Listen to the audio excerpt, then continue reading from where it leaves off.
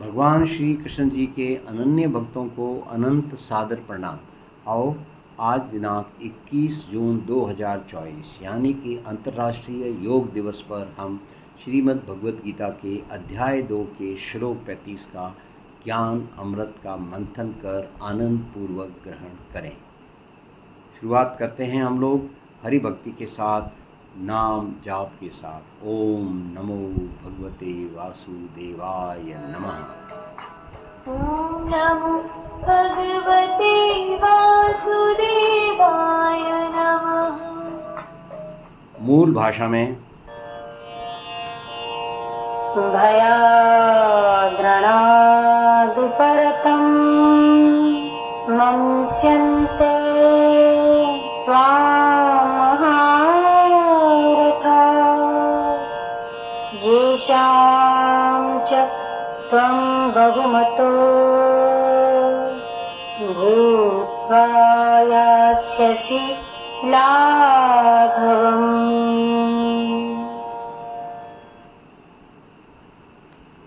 भयात रणात उपरतम मनसन्त्ये त्वां महारथाः येषां च त्वं बहुमतः भूत्वा यास्यसि लाघवम्। आओ कुछ कठिन शब्दों का अपन हिंदी में ध्यान ग्रहण करें। भयाद्रणादुपर्तम हिंदी में भयवश रणभूमि से विमुख हुआ। दूसरा शब्द आता है लाघवम। लाघवम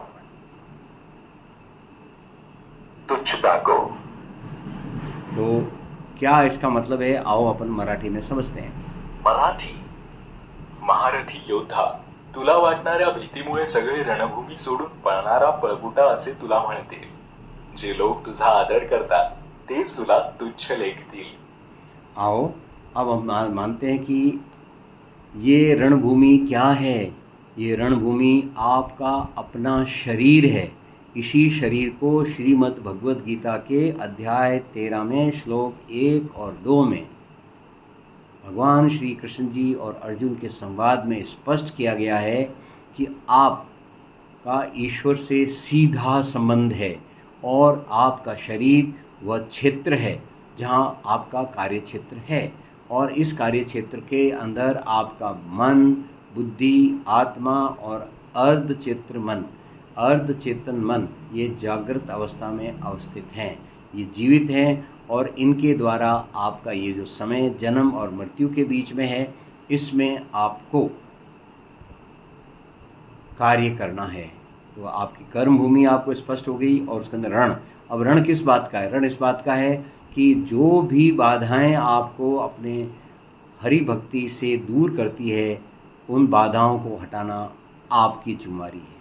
याद है ना, कर्मणि एव अधिकारः ते, ये जिम्मेदारी आपकी है और किसी की नहीं है। भगवान का फिर क्या है? भगवान का है तथा अस्तु।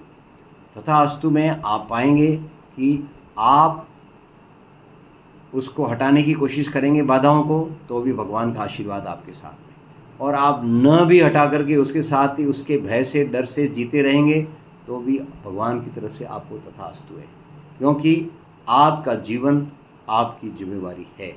इस बात को आप स्पष्ट समझ लीजिए। और वह जिम्मेवारी हरि भक्ति से मिलान खाती है तो आपका उत्थान है, और हरि भक्ति से विपरीत दिशा में जाती है तो आप देवी स्वभाव से आसुरी स्वभाव की तरफ बढ़ रहे हैं, और अंततः आप पशु योनि के अंदर दोबारा जन्म लेंगे, जैसा कि 84 लाख योनियों में होता है। इसलिए आइए हम मराठी भाषा में एक बार फिर इस बात को समझें कि यदि हम अपनी जिम्मेदारी नहीं जमाते हैं तो हम कौन हैं। महारथी योद्धा, तुला वाटणाऱ्या भीतीमुळे सगळे रणभूमी सोडून पळणारा पळपुटा असे तुला म्हणतील. जे लोक तुझा आदर करतात तेच तुला तुच्छ लेखतील. तो वही बात ने आपको वापस मराठी भाषा में तीसरी बार समझें कि हमारे रणभूमि के अंदर हमारे दुश्मन कौन है।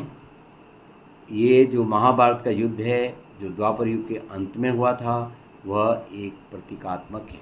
असली दुश्मन अपने शरीर के अंदर मान बैठे हैं, जो आप जानते हैं, तो भी मैं कुछ नाम ले लेता हूँ। आलस्य, अज्ञान, अहंकार। ये आपका बड़े दुश्मन है, इनको निकालो और जीवन को सुव्यवस्थित सुसंगठित करो, निष्काम भाव से हरि भक्ति में सब कुछ समर्पण कर दो। तो ये जो है ये भाव है, इसी को हम मराठी भाषा में फिर से समझते हैं। आओ। मराठी महारथी योद्धा, तुला वाटणाऱ्या भीतीमुळे सगळे रणभूमी सोडून पळणारा पळपुटा असे तुला म्हणतील. जे लोक तुझा आदर करतात तेच तुला तुच्छ लेखतील. आओ अब हम अपनी पूर्ण आहुति करते हैं ओम के उच्चारण के साथ। ॐ